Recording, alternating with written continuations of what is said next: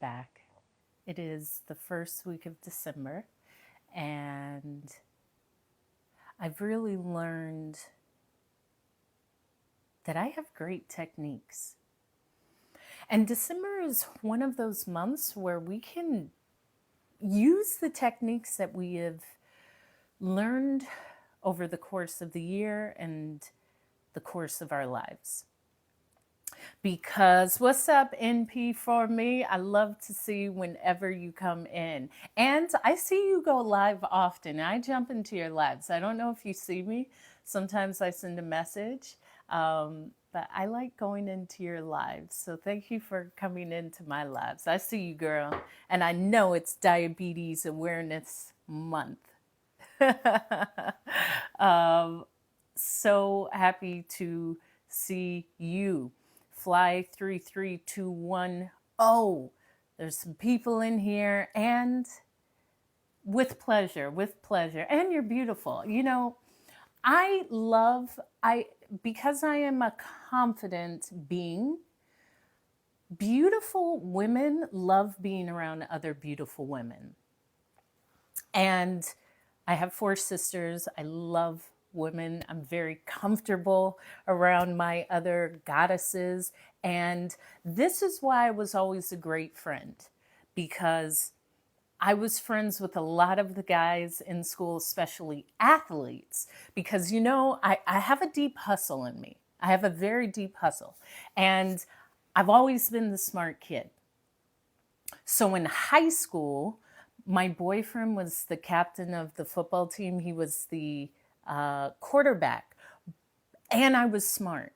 So I told him, like, yo, tell the other football players I'll do the homework for like $5 a page. I think I charged $5 or $10 a page, but this was in high school.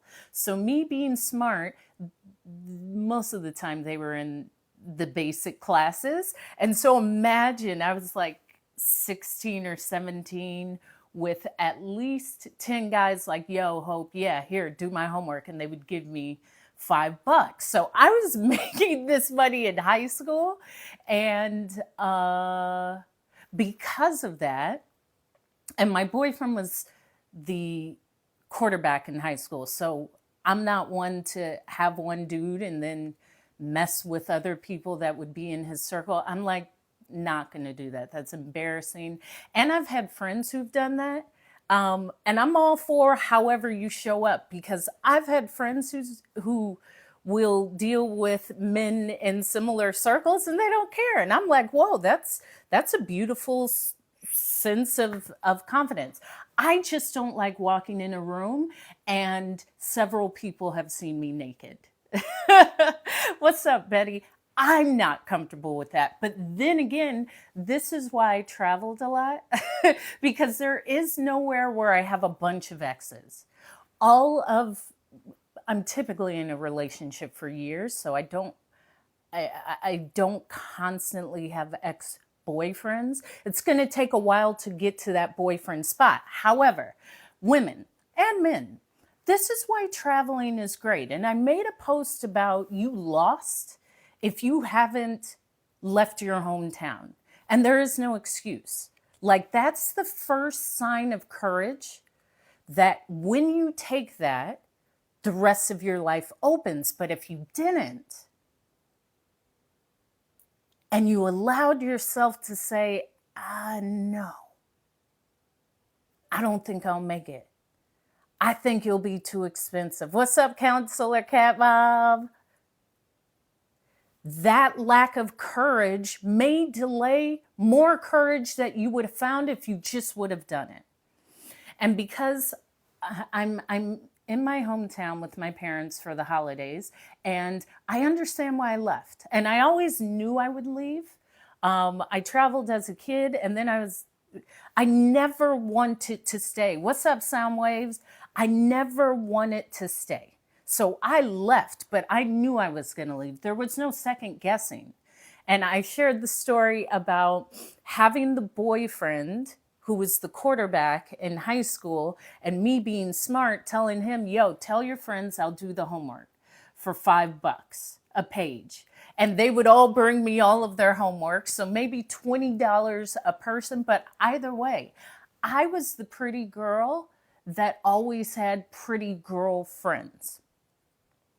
And I know of individuals, oh, well, you can always catch me, link in bio, you can see all of my lives. They're all on another platform with the same name, Hope is Speaking. But I said all that to say, when a beautiful woman has other beautiful women around her, it's for a reason, and it's special. And it's special. And I got onto this because I saw MP for me. And what's up, Richard? And I was saying how when beautiful women run in packs, they really do.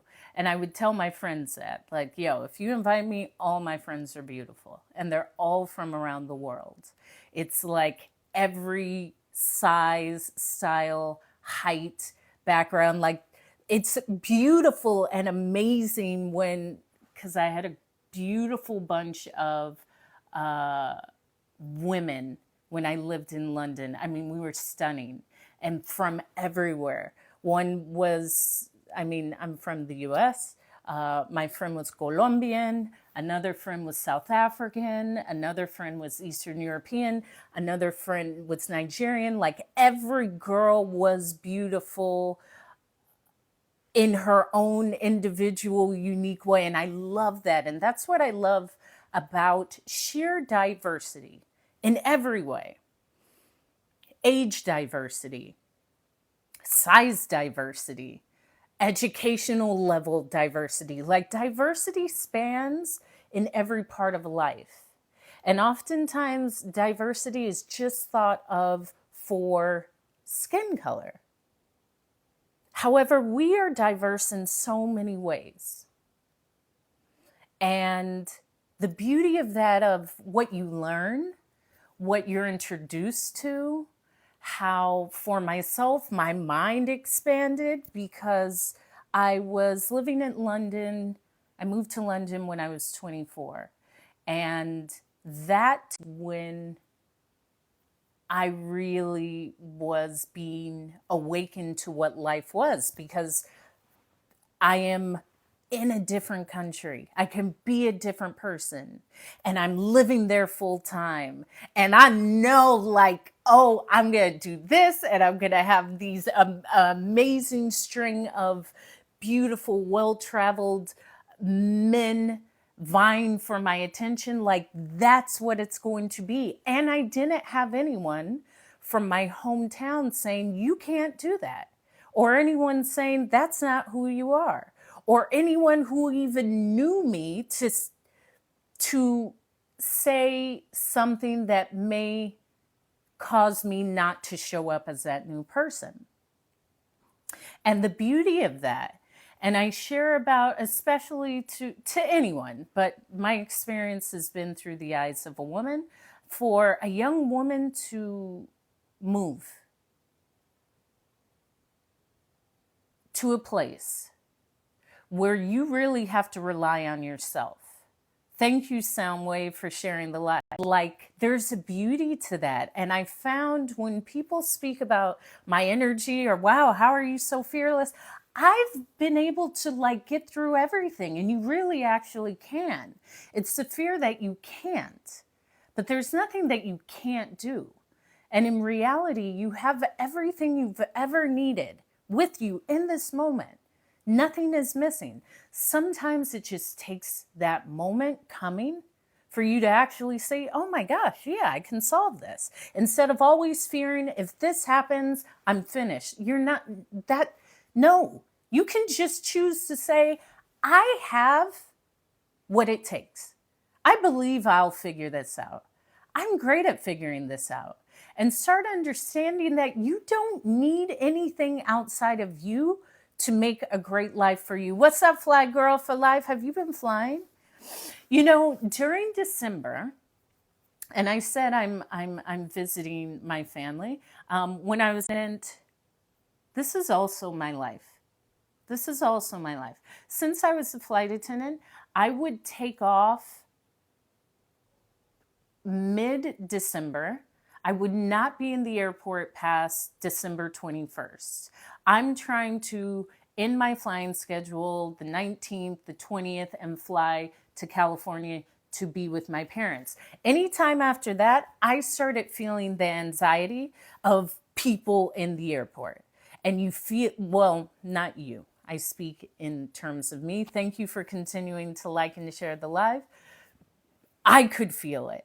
And as a flight attendant, like now that I'm away from it, I see how much you really got to release all of that. You're always around people in the middle tube. I mean, you get to get away.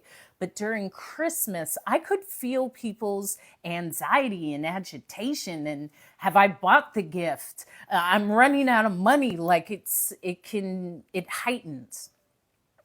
So when I lived on the East Coast, and even while I lived in London, I would always come home for Christmas. And I share that because often people think once you move away, you never see family. I mean, you can. If you don't want to see them, don't come see them. There's the other thing. I actually want to see my family.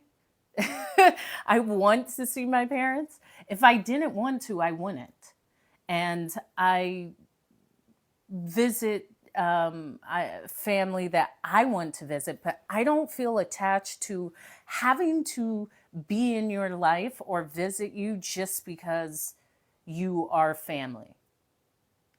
I love you, and that's it. But I get to choose. I get to choose. And so I would, when I lived on the East Coast, I would leave because New York is way too cold to be there. Who wants to be there in the winter? No one says exactly. No, New Yorkers, and I've lived there, so this is the truth. New Yorkers will say how much they love New York. They never say that in January, February. They will never say that because it's a horrible place. It's disgusting. It's bitterly cold. It is vile. You will slip and bust your back. It's terrible. What's up, TW? Yeah, I mean, it's terrible, but I would leave. That's the other thing. When I speak of this, I just said, no, I don't want a life where I have to stay there in that. I don't want to stay there in that. So, and I do too. I love the snow within my realms. It's within my realms. I love the first week or two, but after that, it's gross. It's brown snow, it's yellow snow from dogs, it's brown snow from dirt. It ices over and you can slip. So it's all of it. I do love it, but not enough to be in it for 4 months straight. No, absolutely not. Snow is beautiful. I love dressing for the cold months. I love a layer.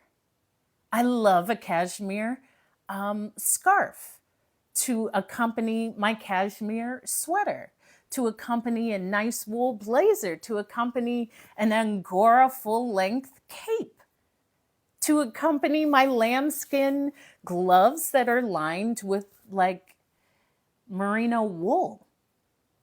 So, but how do you know? Have you lived on an island? People always say this, but here's the thing. How do you know? How do you know? These are all just things we make up in our mind. And when I moved to Hawaii, my sister would say, I would never live there. How do you know? That doesn't mean anything. My words actually have more weight just because I've done it. Me saying I don't want to live there because I don't think I could is unresearched. It means nothing. This is coming from living there and living in the best cities really in the world. Traveling the best cities in the world, and they're great, but not for the entire year. This is what it's not. It's not. It's not. And how do you know you don't breathe better in like Fiji? Like, who, if you have the choice of snowy New York in February and you choose to stay there compared to going to a beautiful island with sun, that's the wrong decision. Like, you actually need to have the sun and the juice. It's not that great. It's not that great. It's great. My favorite things, I could do an extended stay in New York. I like the end of spring, beginning of summer. I think it's beautiful. And also the beginning of fall, but winter, no, and summer, no. But I would definitely do an extended stay around that time before it gets really hot and muggy. And same with London. Like, London's a great city. And this is why, okay, then that's exactly what you need, that fresh island um, uh, air. You could have any type of air. My challenge is to consider that there would be some optimal location that maybe you're unaware of. Well, you may just hate the summer of one place, but not every place has the same summer.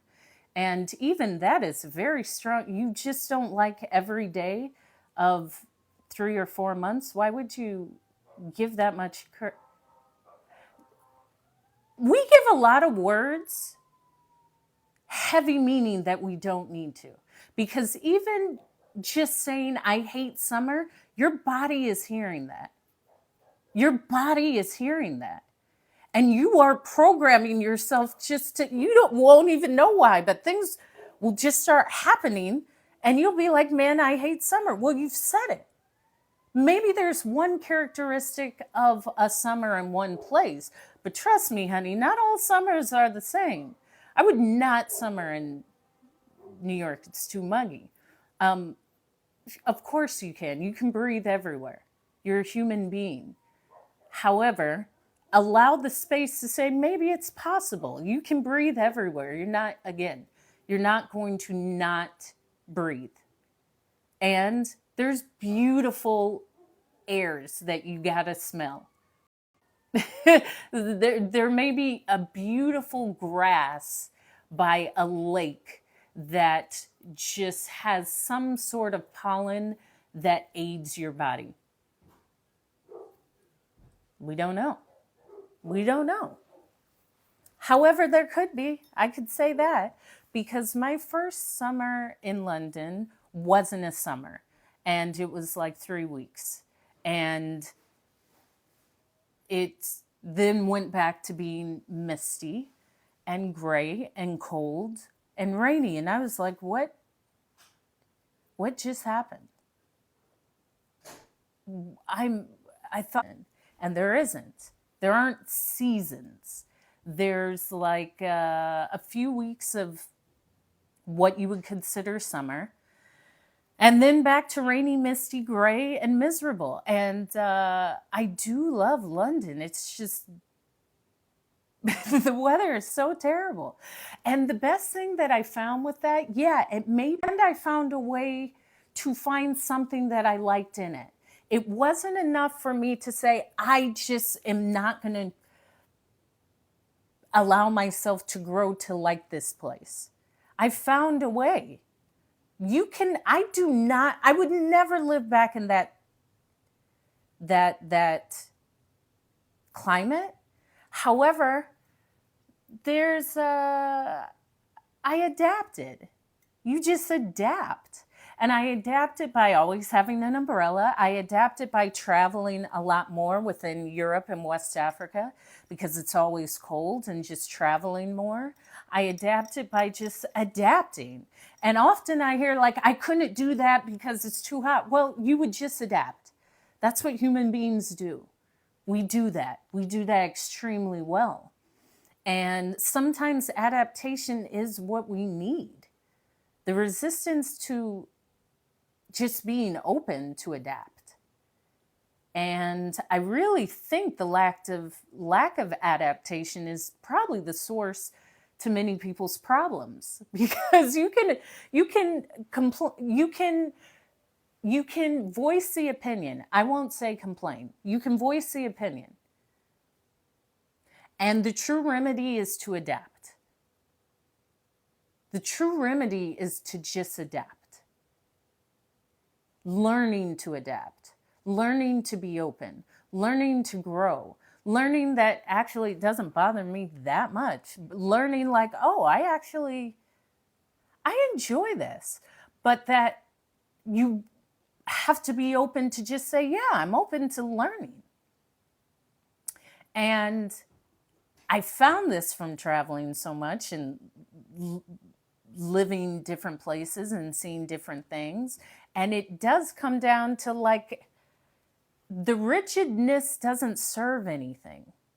Just seeing rigid and this is how I am and I'm not open may make life a bit more challenging. Because maybe the secret is to learn the openness and the less rigidity and the less of maybe what we feel we know, and the openness to receive something that we don't know and not judge it and not categorize it and have it just exist. Just exist. And the cold in London surprised me, because although I'm from Central California, I lived in DC.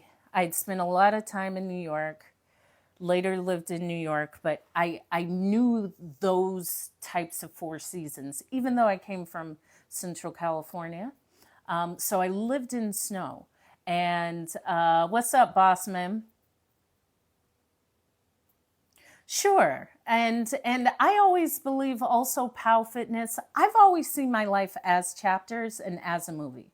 So I'm always like, for myself, okay, I've done city life. I've done city life in every great city, and it is great. It was amazing living and growing and establishing myself as a woman and a young woman, and it was in London. And I got to define myself, and that is my background for 20s and dating and everything of that sort, or DC.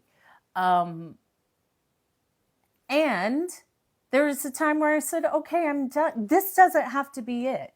Like, cities are great, especially London was the ultimate. It could have been New York, and it was like, it's not foreign enough, because it still was in the US.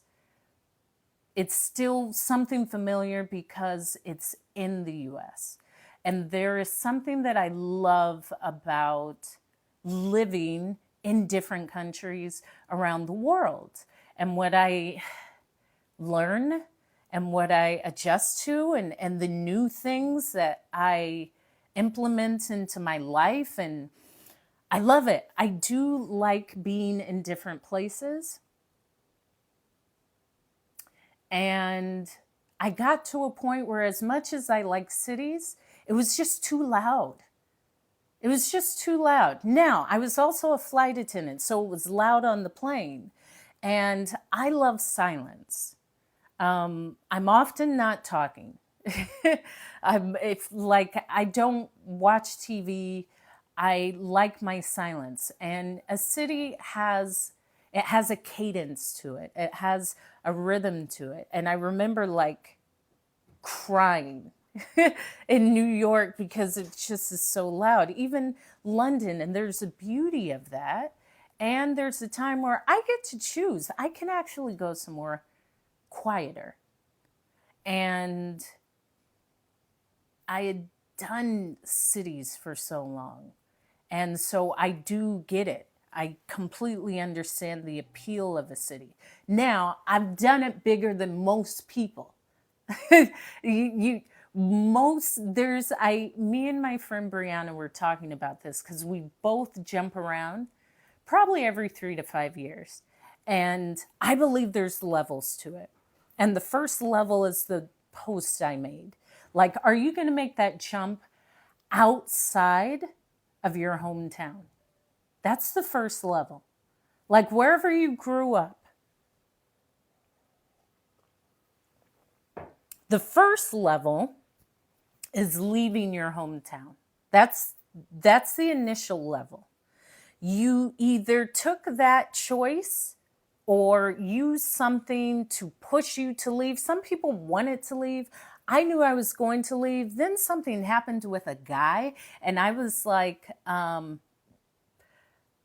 nothing's easy, but it's not that it's not easy. It's new. So what? Things aren't supposed to be easy. That's not why we do things. We don't do things because of their ease. And in fact, that's the beauty of life. Because once you see, oh, it wasn't that it wasn't easy, that was just the time that I was learning. That's it. I don't care if something is easy. In fact, I'm looking to how I grow into the learning process. And I do crave that. And if you don't leave your hometown, that is your story. However, if you leave your hometown, that's the first level, right? So you've left your hometown. Now, even within that, I think that's all the same, though. I think if you move to a big city from your hometown, it's the same as just moving outside your hometown, because that initial jump is the jump. Now, if you move to a large city, you're more likely to move to another city, because cities all have a feel. And the first city I moved to when I left my parents' home was DC, which I loved. I loved DC. And I knew it wasn't it. It wasn't city enough. It's great. As a young woman, great dating scene, great people. There's embassy parties. There's all sorts of great things as a young single person. And such a academia mixed with everything. DC's great. But I knew it wasn't it. It was a great launch, but I knew it wasn't it. And so from DC, now here's the thing. After you leave from the hometown, if you go to a large city, so let's say you go to New York, Chicago, San Francisco, what's up, Mr. Mixmaster, Miami, Denver, Houston, you have the choice of then jumping to another city. Because once you move to one city, you can it all costs the same. Like, it's never even about cost, because I'm not going to be anywhere I don't want to be. So whatever the cost is just what it is. I'm not going to be somewhere because it costs less. That will cost me my peace of mind. I want to be where I want to be. So DC, I knew wasn't it. And then that's when I moved to London. And London was the adjustment. Because London initially, there was London,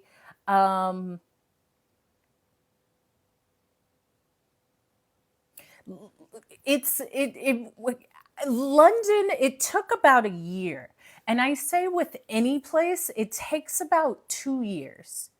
I give any place I go to at least 3 years, because the first year that you live somewhere is almost like, it doesn't really seem real. I'm figuring out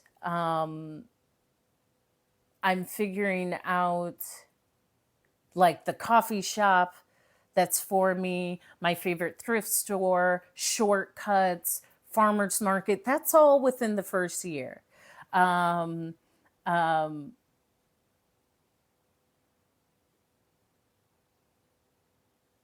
Yeah.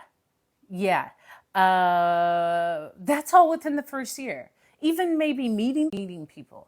And whenever I tell people I'm moving, they're like, do you know anyone? And I don't know why that matters. First of all, again, that's your insecurity. Thank you. I took it off my sister's dresser. I love when, because my sister always has these beautiful lipsticks and stuff. And it's not stealing because I tell her that I'm using it and I don't actually take it. And I just go use it. So thank you. What's up, the heavenly anomaly? So I love moving places where no one knows me. I love it. It's the best feeling. It's so liberating. Who do I want to be? How do I want to show up? Do I want to be like fashion girly? Do I want to be fitness girly? Do I want to not have a friend group? Do I want to be in an artsy scene? You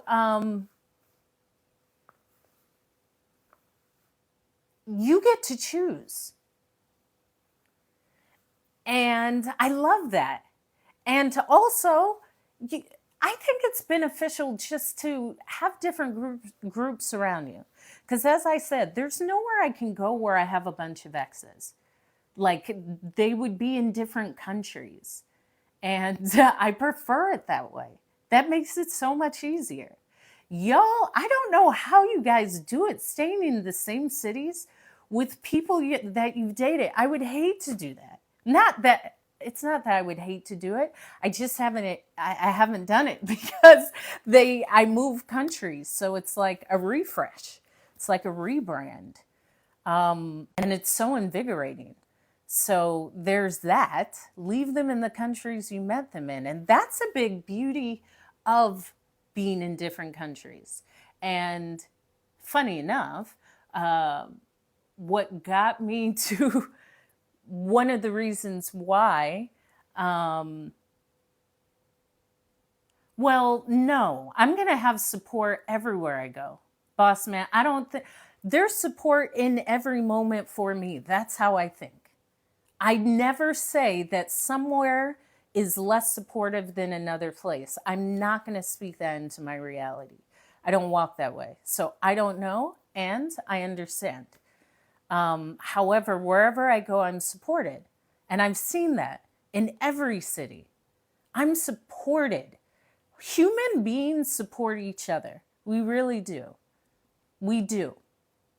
I've had strangers support, aid, help, shelter, protect, give me whatever they could out of sheer kindness of another human being.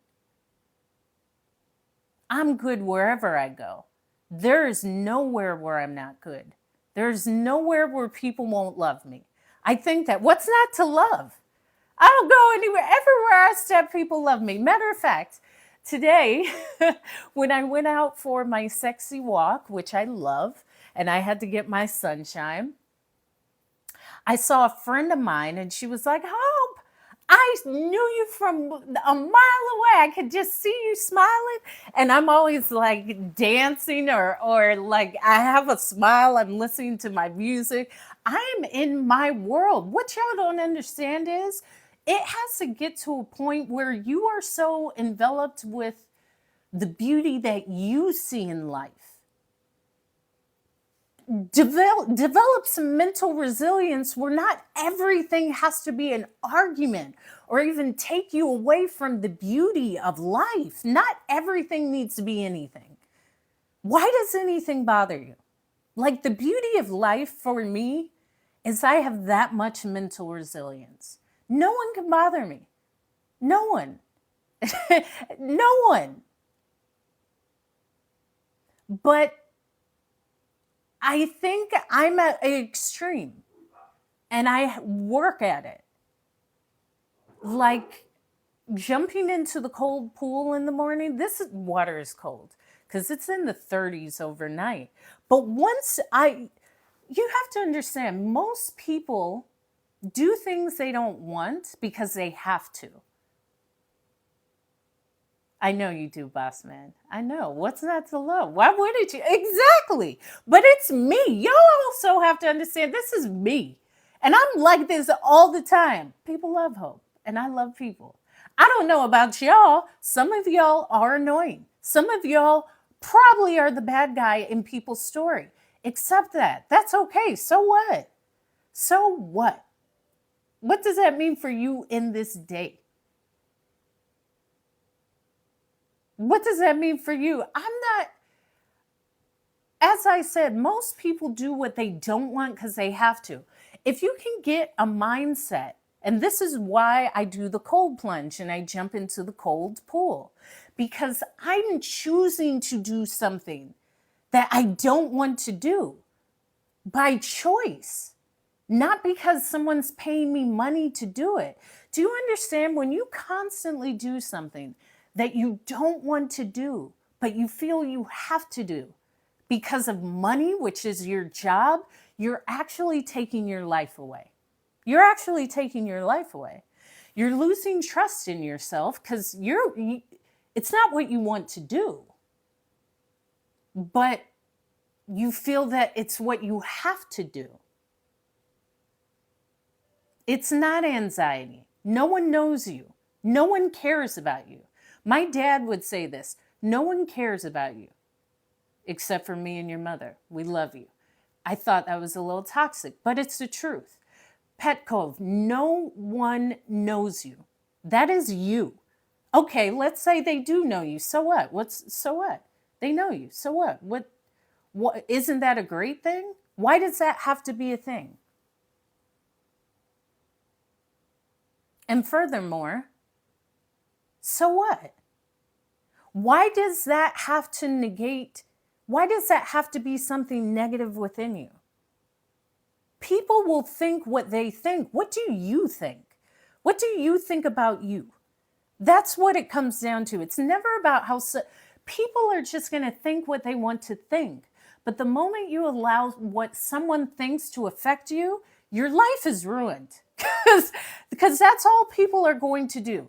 People every day will have their perspective of you, just like you have their perspective of them. That's just human beings. But someone's perspective of you is not a reflection of you. Now, if you feel it is, that may be something within you that needs to be explored. How do you feel about you? The reason why I say I'm supported, I feel good about me. I know I trust myself. I make good decisions, which is a great compliment. I had 2 people compliment me. My neighbor came and said, "Happy birthday." And I said, "Thank you." And he said, I was telling your dad, you make really good decisions. Like you've done well for your parents. You're good kids. You make good decisions." And I was like, that's a great compliment to hear from someone. Like, you are great at making decisions. You're great at making decisions, and you have consistently made good decisions. Because I think that's most people's fear, that they're not making great decisions. And to hear, hey, you're making great decisions, just know you are, and be reminded of that. And then I ran into someone else and they told me that, like, Hope, you make really good decisions. I love speaking to you. And it's like, whoa, I have to be reminded. So I know y'all do, but to have that reminder, that's why I walk through life like this. And it's of love and respect to everyone, but your life is about how you feel about you. I don't know if that's what happens to people. Maybe that's your perspective. I don't know. That is one perspective, sure, but so what? Maybe that's the practical way. I don't know. Too concerned? How can you be too concerned or not concerned enough? Who cares? I don't care about someone's thought of me. Really, why should I? Does it give benefit to my life?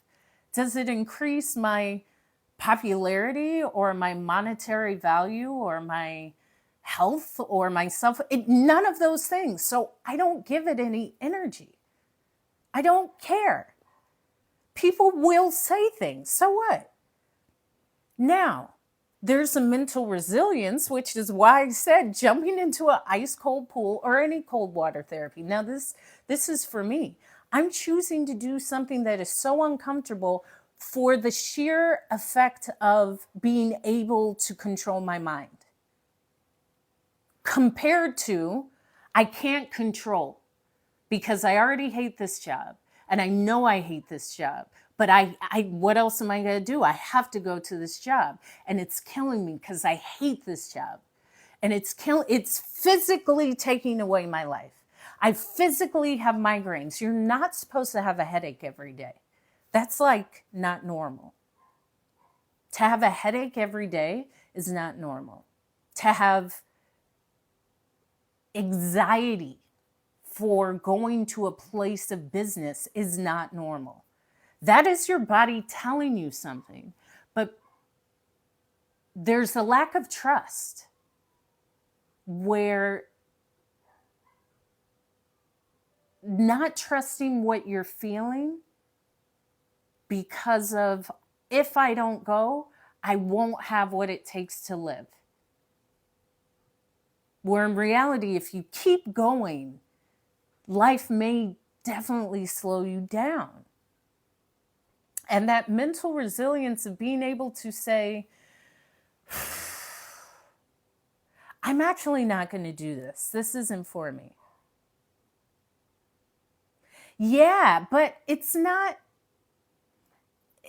manipulative. It can be seen as manipulative, or it could just be seen as a way of thinking at one time until you got to this time, which now it no longer serves you. Like even setting it up where you have this grace of saying like, oh, that's how I saw it then. And now that I'm at this point and I have this perspective and I have this energy and I have this enlightenment or lessons. Now this is how I see it. Okay, I can give myself grace and right.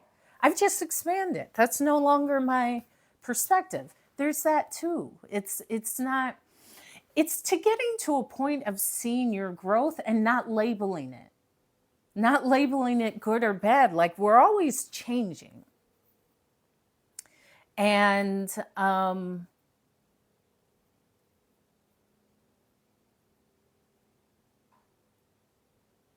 mental resilience is everything. Mental resilience is it. It's the reason why I changed from being a sprinter to a long distance runner, because long distance is mental and life is nothing but a mental play. Nice to see you, Detroit. Nice to read. I'm not actually saying you. Nice to read your comment. Life is all mental, and that is it. It is mental. It is mental fortitude. It is mental conditioning. It is mental. It is how you see it.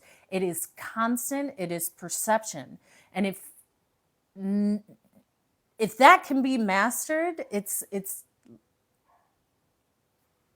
life is easy.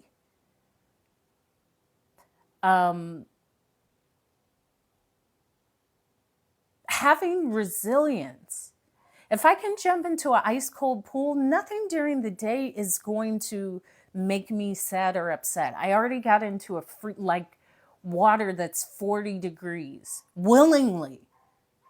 Like I have that mental fortitude. I don't care if you cut me off in traffic. I don't care about that. In fact, I'm probably not going to notice that, because if I do, I will immediately say, oh, okay, let me give them space and take a deep breath and release it. I'm not going to hold on and say, you know what? Oh my gosh, they cut me off. I'm going to follow them and roll my eyes. Like that is a problem if it's to that point. And yeah, short distance, I do love, but that long distance. And that's why I always challenge any human to do a long distance run. I always say, go for the full marathon. You can walk the full marathon. You can take 8 hours. You can take 10 hours. Just finish. But it's that mindset of like, it is a beautiful thing to complete something like 26 miles. And that's why marathons are for bragging rights only, because they're not fun. They're not fun at all. Like to run 26 miles, I get why less than a percentage of 1% of the world's population will ever do a marathon. However, to do it, you have to give credit.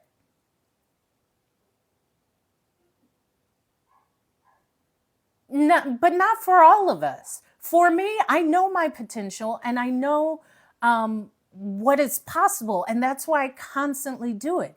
I don't care about the one liners of what we can do. Show it to me. I don't want the one liner. Let me see you do it. There's a difference. You can read all of the quotes, but if you're not doing it, then it doesn't mean anything. Go out and do it. I want you to do it. I don't want you to send me a message of a great one liner. Be it. Be that cool person that lives it. And I'm her, okay? And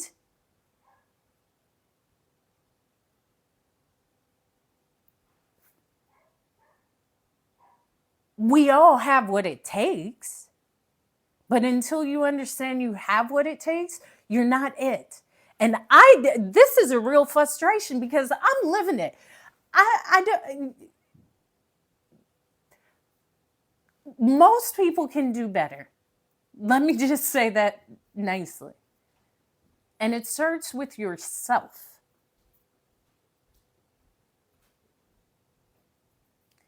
But the one liners, unless you're doing it, I don't care. And that's for me. And I always say, my parents would know, because I don't listen to people, I listen to me. And that is what it is. I know I have whatever it takes to consistently be that. But I'm not going to do what I don't want to do. And I had shared this with my niece. The key to life is being able to say no to your parents. If you can't say no to your parents, you really can't say no to anything. Because after that layer, if I can say no to that, heck can't I say no to you or to a manager or to someone else in my life? My parent, no one carries that much weight. But if you can't say no, then you probably can't say no to people. That is the secret. Just being able to say no. Yeah, I know you're my parents and maybe you have a different view, but this is what I'm doing. And in all honesty, I don't want to be around you if you can't tell people what you don't want to do. If you are only doing things because it's what other people want you to do, that's a boring existence.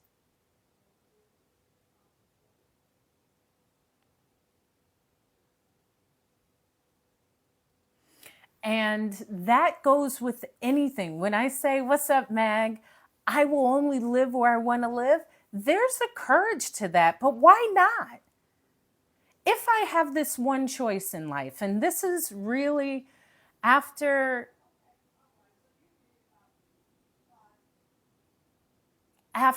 my emergency landing, where I have been living pretty with a lot of freedom. And when I wrote, what do I want? What do I want? What do I want? And what I want, what I love is freedom. For me, freedom. That's freedom of my time, freedom of my financial abundance, freedom of choice, freedom.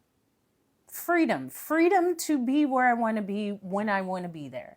Freedom to live where I want to live when I want to live there. Freedom to move when I want to move at how I want to move. Freedom to create how I want to create. Freedom to exist. Not only if in this area or only if this amount. No. I will only show up how I want to show up. And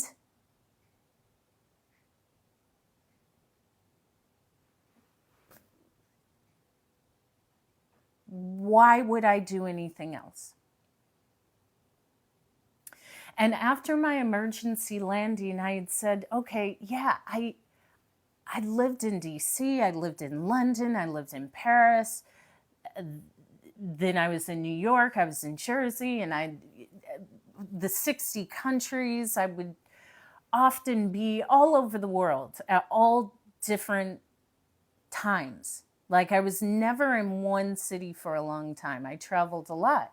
And I said, cities are great. Most people would love to be in any one of those cities for an extended amount of time. But it got to a point where it was like, no, where do I want to be? What's the dream now? It was the city, and I've done that, but what does something else look like? What would it look like to be on a beautiful island? What would it be like to have that 80-degree weather? Well, it's not that it woke me up. It just opened a perspective. I mean, they're both the same. For me to live in all those cities, I already was living an expanded life. So it's never like to even say those cities, that takes the courage of saying, I'm going to do this and just do it. Most people won't. They just won't. And this is why I have that feeling of like, no, I do what I want to do. No one could tell me what to do. No one could tell me what to do. And the beauty of that, of saying like, okay, well then if that's the case, then live and build your life by doing only what you want to do.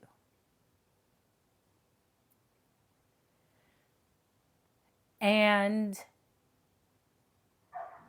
it was somewhere warmer, and it was somewhere where I was specific. I love warm weather, but I was used to hot triple-digit summers, dry summers, almost like desert heat. So I've been in 103, 105. I would travel a lot, working and with my family to the south, Atlanta, Houston, Florida. I lived in DC, Virginia. I know that humidity. I don't want that. So I said, how specific is warmth? For me, it's anywhere between like 82 and 88 degrees, light humidity, slight tropical breeze. Because if it's 85 with sun and a slight breeze, you can walk, you can be at the beach, I can be out, I can hike, and I'm not overheating. It's like perfect. And you have this glow on your skin from the sweat, and it's perfect. And so I envision that, like that's the specific temperature I want. And I do want to hike. I love being outside. My father, we would always go to the Sierra Nevadas and hike and fish. And I always love the outdoors, get me outside by trees and water and waterfalls. The key to my heart is a waterfall. I love a waterfall. I love a waterfall hike, and then you can go swim. I love a waterfall. So I said, yes, I want waterfalls. Like I want that to be my life. If I want Paris and London and New York, all of these places I lived, I will vacation there. It's the reverse. I will vacation in the city. I've already had 15 years of city. I've done it. I've really done it. If you ask me, I can tell you all of the reasons why I love each place, the climates that I want. Like I know specifically because I've lived in these places. I don't care to be in rain. I don't care to be in snow unless I'm going shopping and being there and seeing and leaving. It's great in Hawaii that all throughout winter, I mean, it cools down, but you can still be in cutoff shorts and grab a mango, and like it's great after being in the snow and pulling my suitcase in the snow down like 15th, or was it P, towards McPherson Square Station in DC, and I remember like slipping on some in the snow. It was like horrible, but I did it. The thing is, I've done it. I can complain about it because I've done it.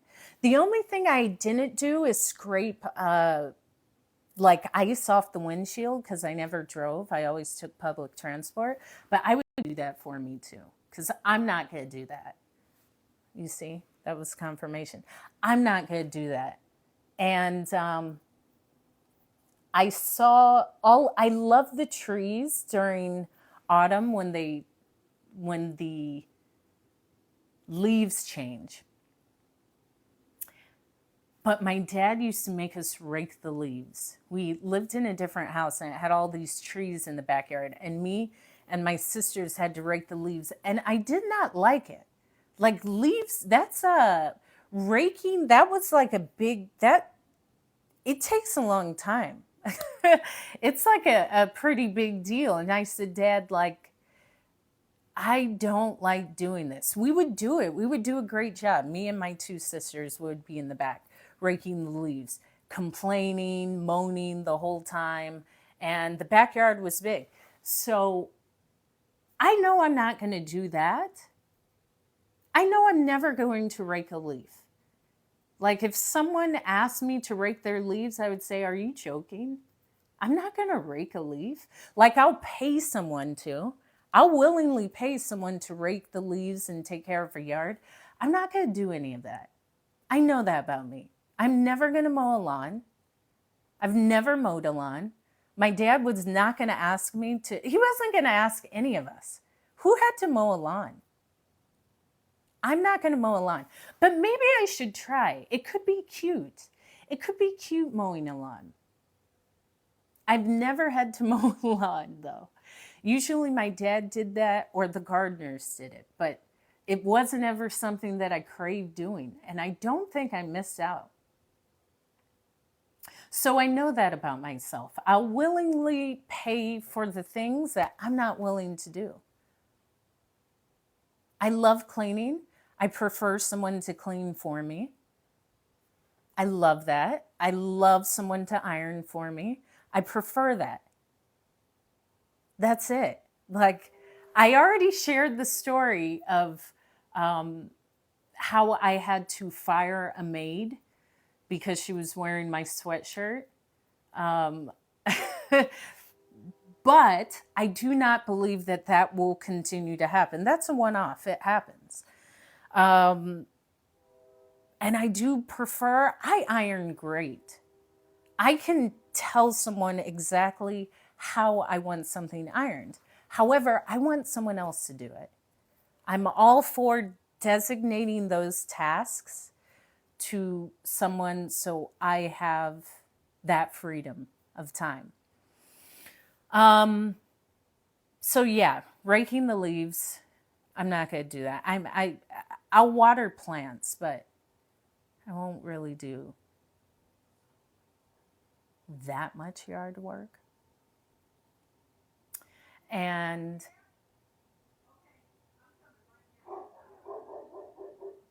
it's such a beautiful sight because my mom has 2 Christmas trees up, and to see the different Christmas tree lights sparkle in the evening, it's beautiful. Does everyone have their trees up? Because I think as of, bye Mom, enjoy your dinner.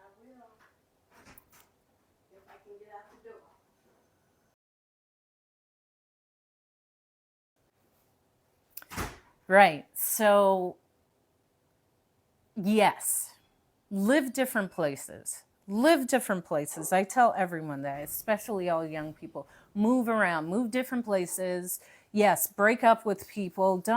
When I made that post about someone being in a relationship from 17 to 23, no, for what? Why are we staying together that long? At 17, I probably am under the belief that we're going to get married. So we either get married or we break up. What am I waiting for? What am I still in a relationship with you for? Absolutely not. You would get dismissed so quickly. There's no guy that at 17, 18, 19, 20, I'm leaving all of you. There's someone better. There's someone better. I am not, here's the thing. The first offer isn't the best. And there's also levels to that. So those offers of, okay, I have this boyfriend, and maybe you're still growing. We're all still growing. How do you know that this is the best offer for you? Meaning the best fit, the best growth, the best whatever. You don't know. It's all a gamble. And more than likely, you will continue to excel. And I've always thinking that, yeah, I'm going to grow. No, I can release this and find something else. In all respect, of respect to myself. It's not a test run. Stop this. Nothing is that secure. I can be in a relationship with you and then see that I don't want to. That's not a test run. That was the real thing until I grew to a certain point. I don't have to be locked in. I don't. And I think there's a beauty to that, to saying with kindness and respect really to yourself that this isn't for me and this is not anything that is negative for you. In fact, it's only positive. There's something that we will gain from what we learned. And I'm cordial with everyone because I've always been very, not always, but I came to a point of always being honest, and we were great friends before. I've always been friends with people for years before a relationship, but outside of that, it's not no test run. Listen, I can leave you at any point. I can say I want to be with you and marry you and get to a point where that's no longer true. It's all of that. It's either and or if. It's all of it. It's a human condition. I am able to shift and change and grow in any moment. And there may be a beauty of us shifting and growing in conjunct, like together, and sometimes it's not. Either way, it's all the beauty of what I've learned in myself. And I find, with respect to myself, this is never about the other person. It's really about the beauty of the respect to you to voice this to someone. To say, I don't want to tell them because it'll hurt their feelings, that's so hurtful. It's really hurtful to you because there's already a thought of someone else's well-being is more important than mine. And it's never that. If you're valuing someone else's well-being over yours, that is a sign. Because you are yours for life. And your well-being comes before everything. It does. However, there is no test run. Like and someone like me, I process things pretty quickly. I'm also exceptional. So I'm an anomaly, like the heavenly anomaly. I'm an anomaly. Most aren't going to be me. Most are. There's that too. So allowing someone just to show up, like I don't have the expectation that you have to show up in my life in this way or show up at all. Maybe you don't want to show up. Maybe that's what's best for you. I don't know, but okay. I allow people just show up. I don't categorize how people show up. I really am not attached to how others show up in the world. And to get to that space of mental resilience where you are just even and knowing how to keep yourself in that self-care space, or knowing there's a reason why I'm going and jumping in the cold pool. When I explained about how my father is getting stronger and stronger every day in the rehabilitation center, that's a part of it. And it's not always going with the flow, it's steering the flow towards you. I don't know what going with the flow is. I'm making this flow work towards me. Maybe I need to get a few rocks and change the direction of the flow for it to be optimal. I don't know. Again, that comes back to me being the big dog and saying, like, nah, you sometimes create your own flow. I don't know what y'all are talking about, but the flow, I don't.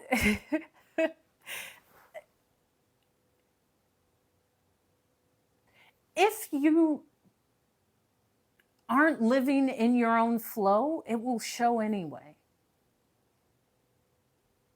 And that takes courage to live in your own flow. Most people, well, not most, I don't know most people. I'm taking a guess that there's a large portion of people that would never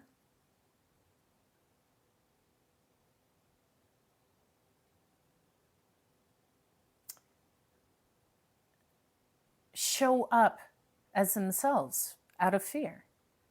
I think maybe that's something in life that we can learn to steer, but it does take a courage. It takes a willingness. It doesn't just show up.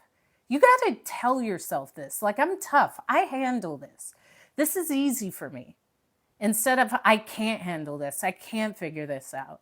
This isn't easy. I don't have what it takes. No, I'm hope. I'm making this work. Everything's always working for me. I have what it takes. I'm a badass. I jumped into a cold pool and then did my workout. I'm putting like great work into my body and my mind and my spirit and soul. I have everything it takes. I am balanced. I am harmonious. I'm saying these things. If you're not doing this, then it's not you.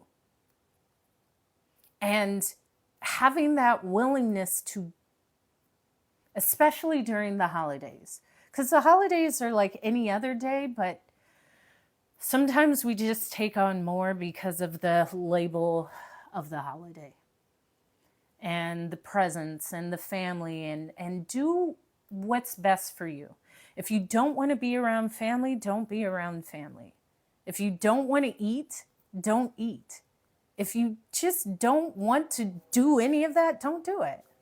And if you do, have techniques to release, because being around family or maybe drinking or people that you don't necessarily want to be around, but you do it because of the label of family, go outside, get some sun, release that in the sun. Go for a walk and release it. Like, release that tension and energy and pettiness and all of it. Release it. Release it after you come from them folks' house. Go for a walk in the sun, smile and say, I'm releasing these crazy people. I left and I release all craziness that they brought. Release it from me. I am clear. I don't have it. I don't feel any of their craziness no more. Okay? Go take a walk, have a glass of water, and say, I am hydrated and releasing these crazy people. What's up, Alan? Because yes, they will drive you crazy. And I say this easily because I don't care if you say you're my family. Sure, you're still a stranger to me. And it doesn't matter if you're family. I treat everyone with the same measuring stick. Therefore, if there's characteristics that don't allow comfort for me, I don't care if you have the label of family. If it's not a characteristic, that brings comfort for me, then it's just a no, family or not. And I'm not really just invested in the holidays. Like, I'm invested in seeing certain family members. I do love that. I love the gathering of family.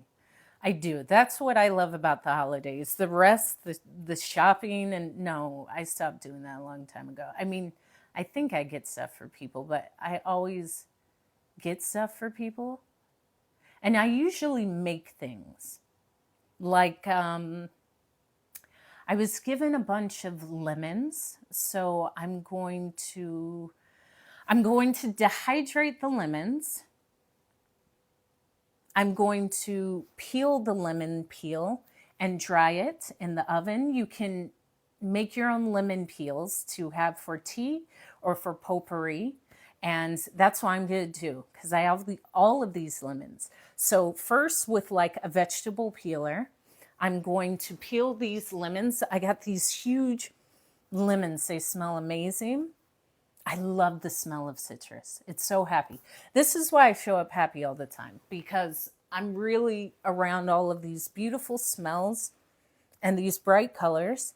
And I love to forage. So sometimes when I go walking, if I see citrus, and I love citrus, I love my California citrus, I will pick your fruit. I will pick your fruit. If it's hanging over the fence, like here's the rule. These smell so good. This is a huge, I know. Isn't this a huge lemon? And I was given 2 of them. So, and what I was told was it is huge because this is like some regular lemons I was given. So it's huge, but the lemon itself is only as big as this lemon. No, it's not. No, it's he told me the variety. It's a different type of variety. So, and I saw it, I saw it as I was taking my sexy walk. I saw it hanging over a fence. And, I have my rule. If it's hanging over a fence, if it's like this and this is your fence, it means it's free for me to pick. Now, if it's not hanging over the fence, I won't pick it. I may come up to your door and ask. So I'll do that too, especially if I see citrus, because I love citrus. I will go to your door and say, hi, my name is Hope. I saw you have these beautiful citrus trees in the back. No, it's never stealing. I don't steal because everything is always available to us. However, if it's in your backyard, I'll go up to the fence, I'll go up to your door and ask, like, can I pick some of the fruit? I saw it's in your backyard. I'll just go ask. No one will say no. No one says no. Even if I did jump the fence and do that. I used to do that. Me and my friends used to run through people's backyards and jump the fence. And where we spent our teenage years in Central California, where my friend lived, it's all like suburbia farm town, but the lots where she lived were a lot bigger. And we were like 14 or 15.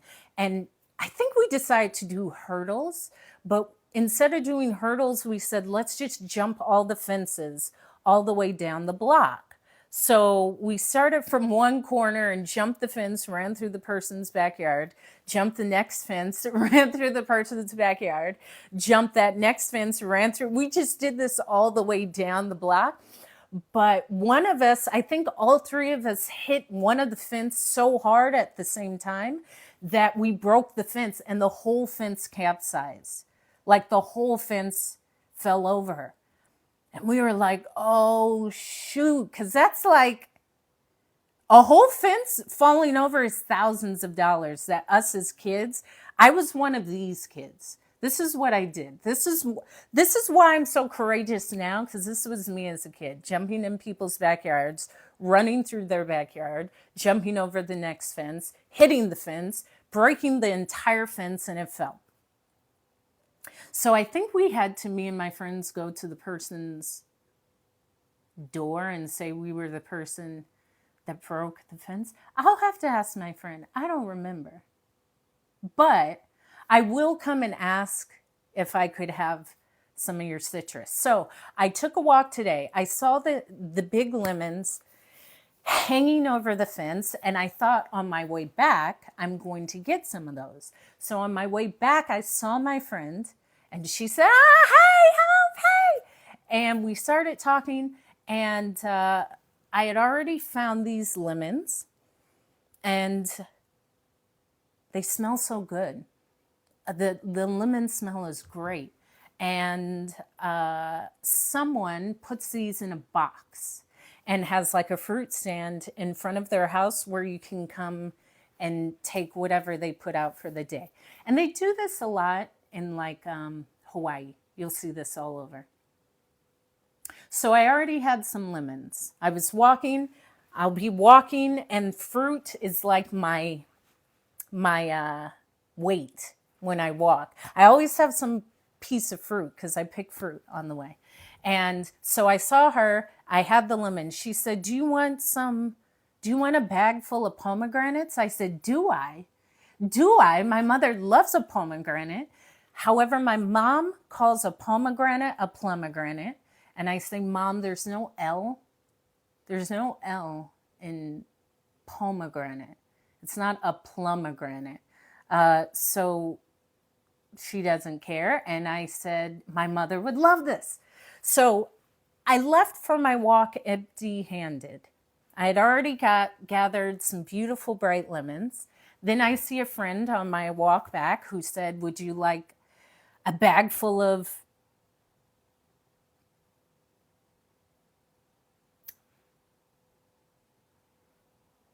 pomegranates?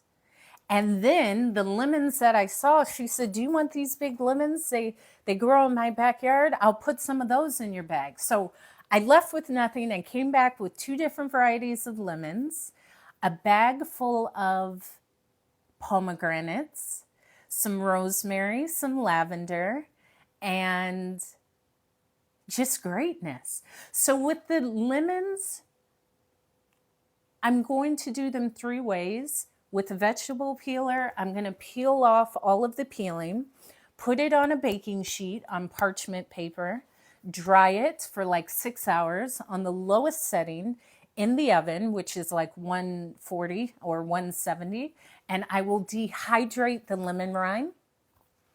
And so then I can use the dehydrated lemon rind for tea, or you can use it in potpourri bags, or you can grind it up in like a coffee grinder or a Vitamix for like a vitamin C or lemon powder. Or you can just candy them. There's so many different things. So I'm going to do that with these while they smell so vibrant. So I'm going to peel the peeling off, and then the pith, which is the white part, I'll cut that and put that in the backyard as compost. And I will cut the lemons whole and juice the lemons in the cold press to have lemon juice to put in tea or to make lemon curd. I think I'm going to make lemon curd or lemon bars. I'm going to make a lemon bar.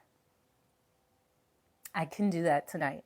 So, okay, so I'll cold press juice the whole lemons, and then the mashed up lemons, I'll dry that in the oven and dehydrate that so it's dried lemon, and I'll grind that into a powder to make for like lemonade powder. So it will be a no waste lemon.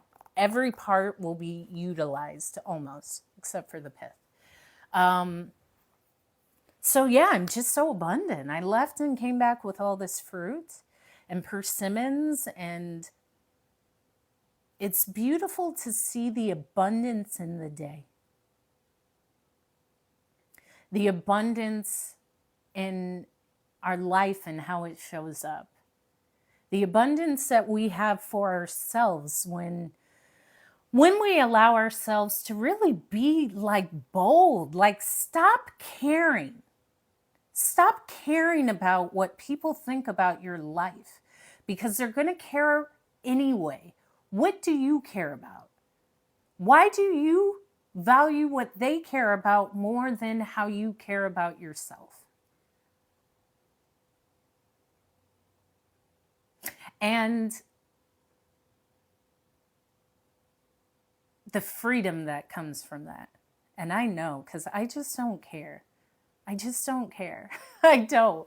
It's the knob has been turned up since my birthday, but life is great when you decide to see it as great. And when your perspective is, there's something I'm learning from this. And I learned that from what people would label bad. I was in the intensive care unit with my father on my birthday after Thanksgiving. So many people would just allow the thought of being in a hospital on their birthday to turn that day into the worst day. All of that can exist, and I can still be grateful for that day. I can be in the hospital with my father on my birthday and still be grateful and happy and full of joy and learning in that moment. Stop allowing these things to just automatically be bad. Like, learn to shift life into that lesson. There's something I'm learning, and sure, cry, release it. Learn how to release your emotions because they're here for us to feel them, and then they release and then they're gone. We feel them, you cry, you journal, you do whatever, and it goes. That's it. That's how quickly. It doesn't stay there for years. If it does, you haven't released it. We feel it, okay? I felt it, release it. Go on with life. Quit carrying all this stuff. Great evening that's getting better in the moment. Quit carrying other people's stuff. But really, what do you want? The reason why I don't listen to people is because I have really done whatever I wanted. You can't tell me anything. And the beauty of that is most people want to tell you everything. And knowing who to value when they are telling you something. If you've never made a cake and you're telling me how to bake a cake, if I listen to you, that is maybe not beneficial to me. But unless I know who to go to ask for how to make a cake, if I don't know who to go to who bakes cake, anyone has good information. But until you know someone who makes a cake, then you'll understand the information that everyone doesn't know. You have to know who you're listening to. And I listen to me. I trust me. I trust me. I've just, me living around the world is courage enough that I can trust me. I don't need to listen to you of why you wouldn't do what I did. That's, so what? Of course, you're you. I'm me. Why does that need to be even told to me? But why do I allow that to create a feeling in me? So what if someone doesn't like how I show up in life? So what? Do you like how you show up in life? Why is there so much thought put on to what others think about you and your life and your decisions? Be okay with your decisions. Make your decisions in confidence that you live a great life. Now, if you aren't, then change it, because I live a great life. I live a great life. I have had an exceptional life, and I will only continue that. And that's all you'll hear me say, because I'm telling my brain that. So that's what I will see. I would never say anything of the opposite. You see how that works? I figure it out. I'm always growing. And that's it. And I know that I lived a great life. You can't tell me anything. Yeah. And I am only choosing powerful thoughts. However, I can also prove to myself from my track record that I can hold those thoughts and bring these things into my life. This is why I speak of that first launching point, like the move, move. I challenge anyone just to move. It takes so much mental gymnastics to arrange a move, it changes your life. Because number one, you have to believe that you can. Then money comes, then all these other, but you have to believe like I could. Most won't even believe they can. So they aren't even going to try. So just getting to the point of I can. Okay, I am. I don't know how, but I am. That's always what I'm doing. It's not how, it's just that I am. And I'm relentless. And I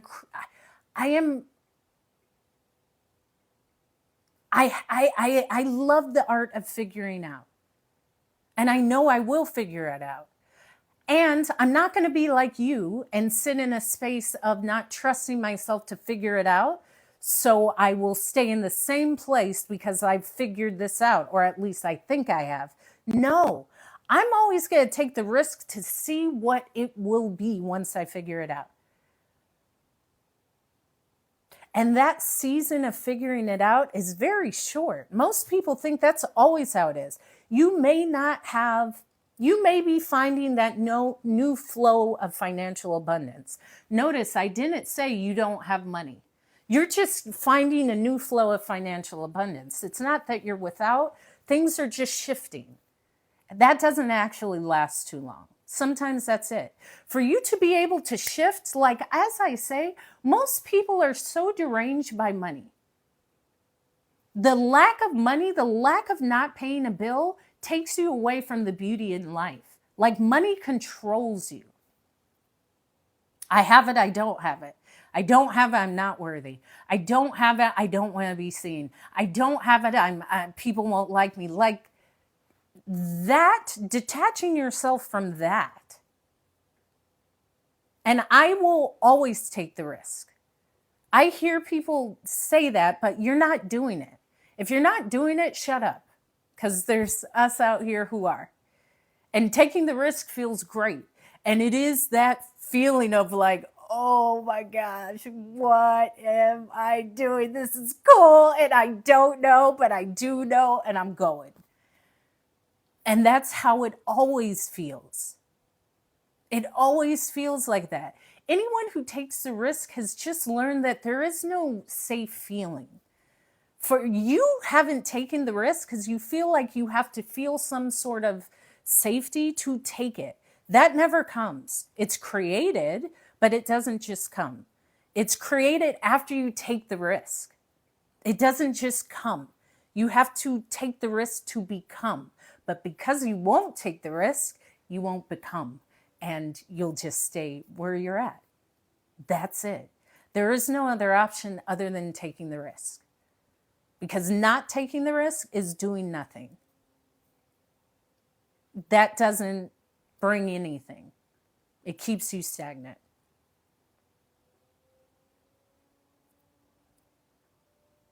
And after that risk, for me, I love the risk. I'm always doing the risk. But I'm always doing the risk. As I say, I'm this blatant about it because y'all mofos aren't. I don't see you. Y'all aren't.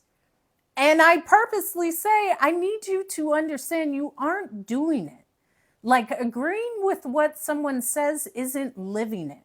I need you to live it. I need you to be it. Because agreeing with something without being the example of it doesn't widen the reach of the process.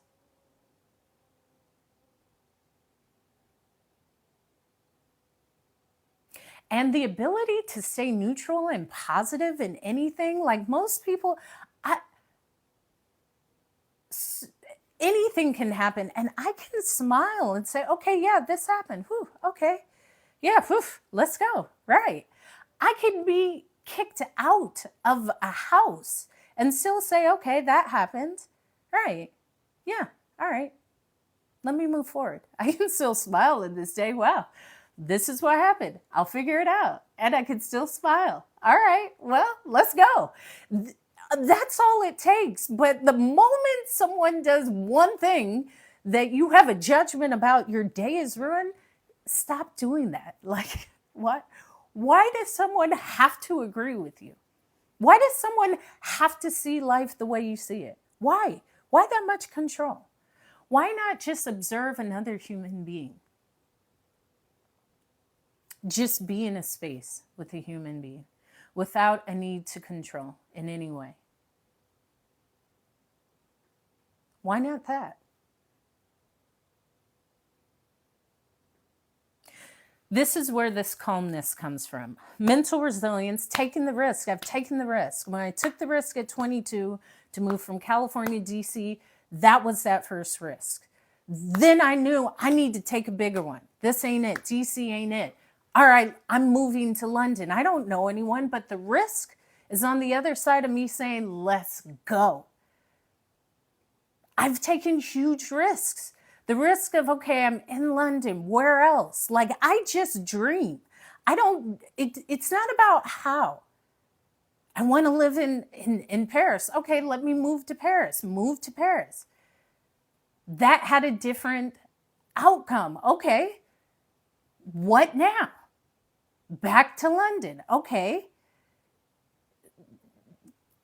Kicked out of the UK. Oh, now I'm in New York. Okay. Now what? Like, so what? Life goes on. I'm never saying how something derailed my life. Whatever happens, figure it out. Figure it out. I take big risks, so I'm able to figure everything out. I trust myself. If I can figure out just me moving across the world and taking care of myself, I can figure out anything. I trust myself. I tell myself that. And saying, like, that's how I see life, not, do I want a bigger apartment in this city? No, where am I moving to? It's not even ever in the same place. Okay, I want to live in an island.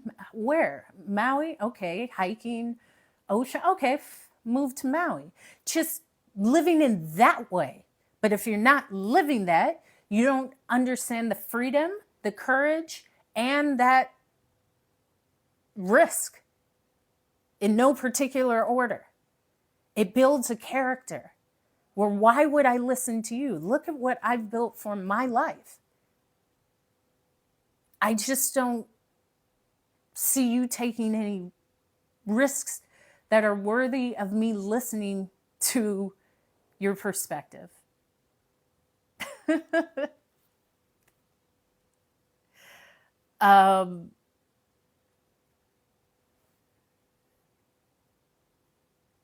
There is that clarity and that badassness. Like, what can you tell me? I trust myself. Yeah, I can make this work. And I will do what it takes, whether it's taking my sexy walks or drinking water or journaling or doing whatever it takes to stay in the best space for you, especially during this time. Because people put too much weight on a holiday and New Year's. Your New Year's can be in any moment. Your new day, your new start, your new creation can be whenever you want it to be. And then if you want to change it again, it can be whenever you want it to be. You get to decide. It's no one's dialogue but yours. And once you realize that and take full ownership and responsibility that your life is your choices, life opens up. It really does. It's up to you. It's always us. It's us. The moment I realized everything is my choice. There is nothing outside of my choices that will create my life. Now, if I think there is, maybe I should address that. But do what it takes to get to a point where I can actually create and choose the life I want, not based off of what you want. And y'all don't live great lives anyway, so I don't want to listen to you. I want to listen to me and build the life for me. And it's gone pretty well for me. So I will always bet on me. And knowing you are always your best bet. Why would anything outside of you cause you to win? It's you. It's always been you. Just like my TED Talk, you can go to my link in bio or YouTube and type Hope TED, the emergency landing you need. I repeat this, it's you. It's you. It's always us. It's us.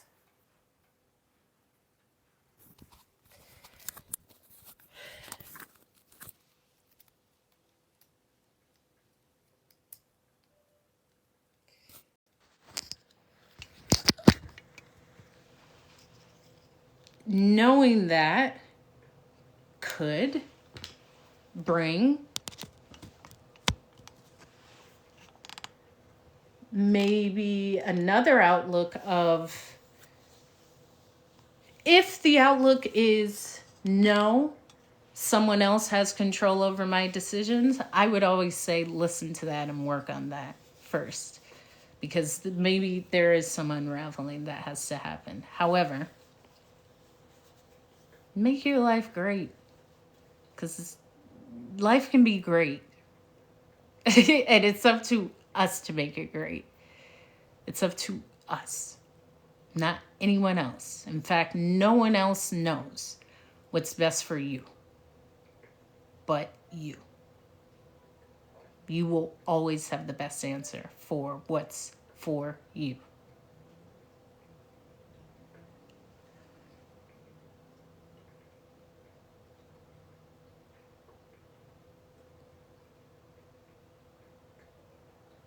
Okay, I'm going to pause this. I'll stay on a little bit longer. Let's get up to 25K likes. I'm going to pause this and get more tea. I will be right back. This is a good live.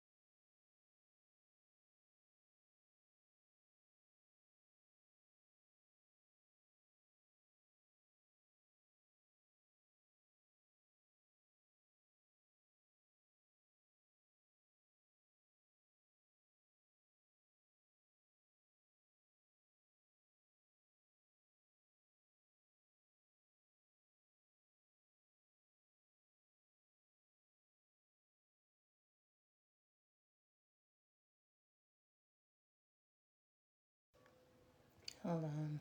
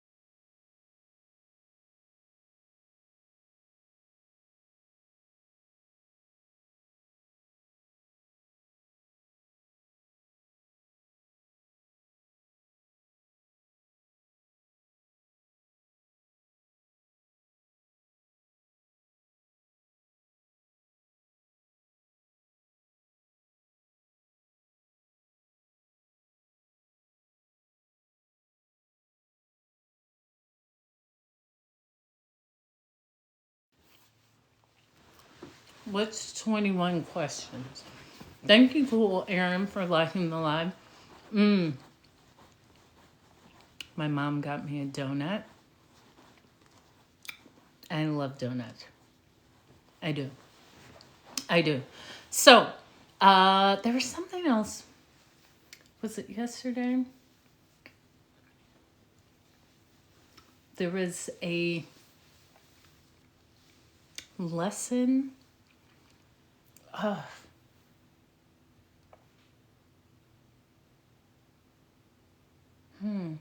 It may come to me. Thank you for the hand claps.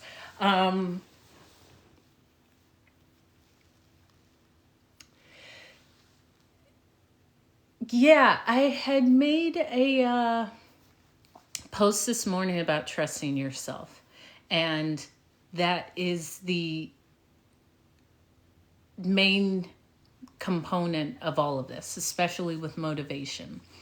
And I was with someone and they were buying some things and they had a picture of an item and they were trying to align the item on their phone with the item in a case.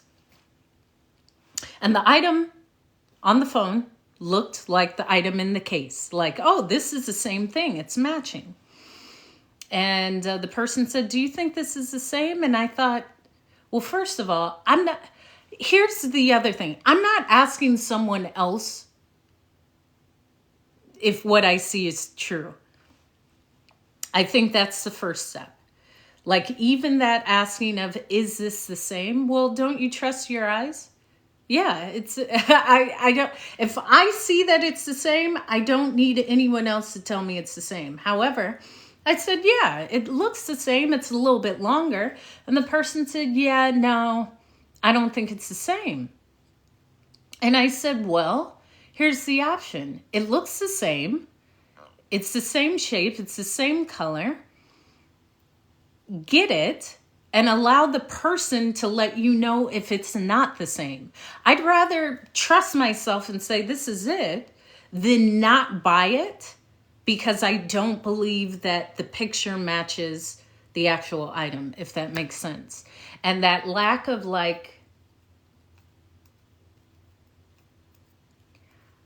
really that trust in yourself. Like, I don't trust myself. It shows in everything that people do. And because I do trust myself, and it may be a blind trust, but I've gotten through some things, so I trust myself. And I know I make good decisions, and I know how to make decisions.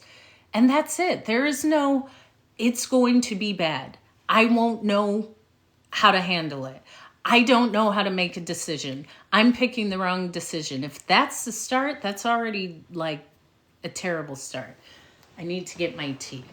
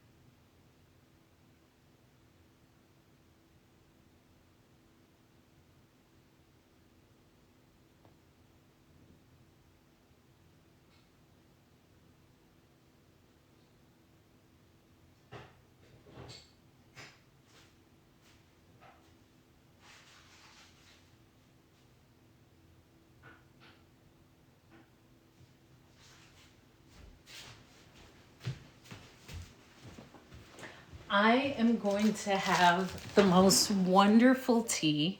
I am going to have the most wonderful tea. So, you know how I love my hot drinks. And I love crafting a different hot drink every day. So, because of the citrus, I told you how I'm going to dehydrate the citrus rind to make like lemon tea, orange tea. I did that. My parents have an orange tree in their backyard, and it's the best orange tree in the world. And I've been all around the world, so I know. And I tell them these oranges from this tree are the best tree in the world. So I dehydrated those oranges to make orange tea. So I've been making in the morning boiling water and putting some of the dried orange rind, a cinnamon stick, dried orange rind, a cinnamon stick, cloves, cinnamon, and ginger. And that's like the tea. But a friend of mine grows this, and she sent me, well, this is the sage, but sage, she grows this sage. She also sent me another thing that I throw in for my tea. It's like sage. What's the one that's good for your throat?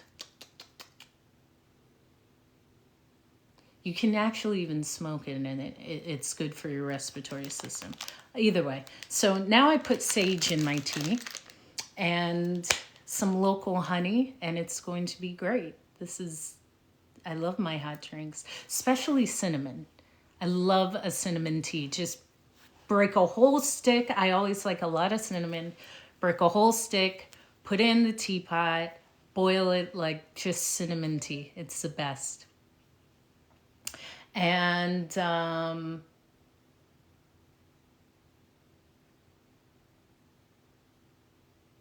I think this was great.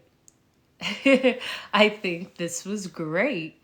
I am always excited to see my hopefuls on the Mondays, because you know you're not going to see me on a weekend. But I always show up. And thank you for showing up. And yes, I have tried agave syrup. Yes, I've tried everything.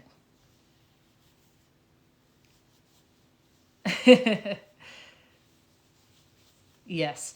Although wherever I am, I will always find a beekeeper, and I always buy local honey to where I'm at, wherever I'm at, because there's so many properties in honey that is helpful to us, especially when you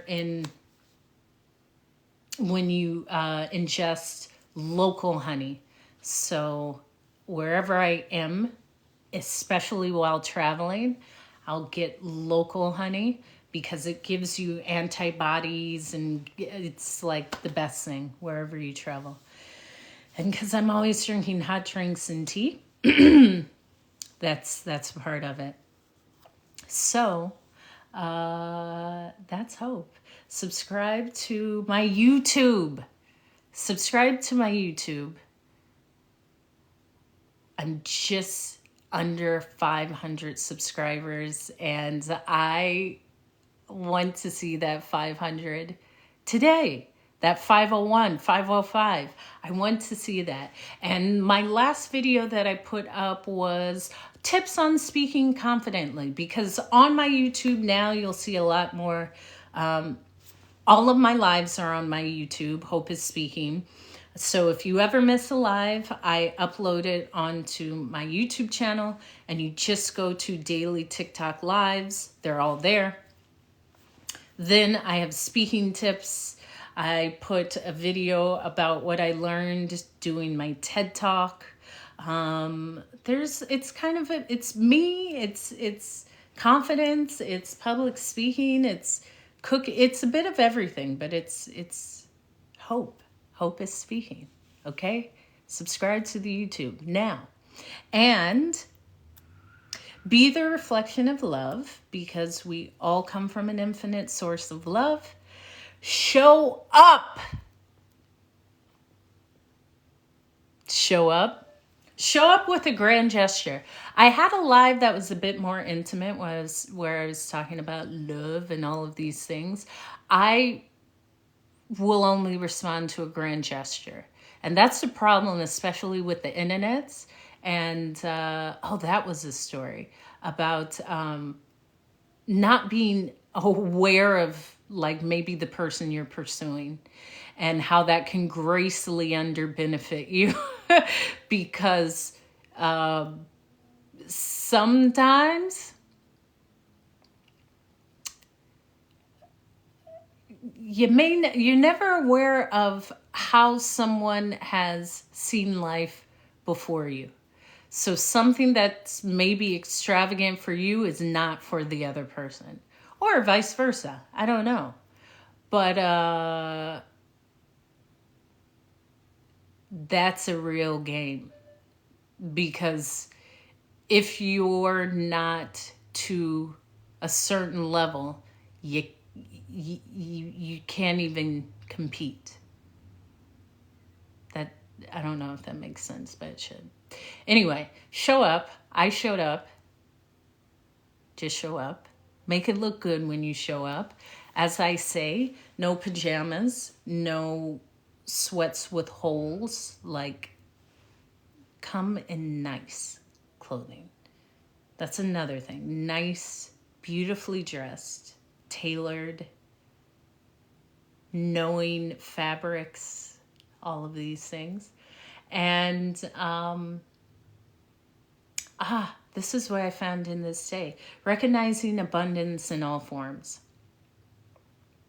I left and came back with an abundance of all these lemons and pomegranates, persimmons, and was given to me. Life is there to give us things when we're looking or when we're aware. However, there's abundance. There's abundance. And seeing it in one way opens the door for it to flow in every way. So recognize abundance today. And be sweet in all of that. I'm Hope. I've had a great day.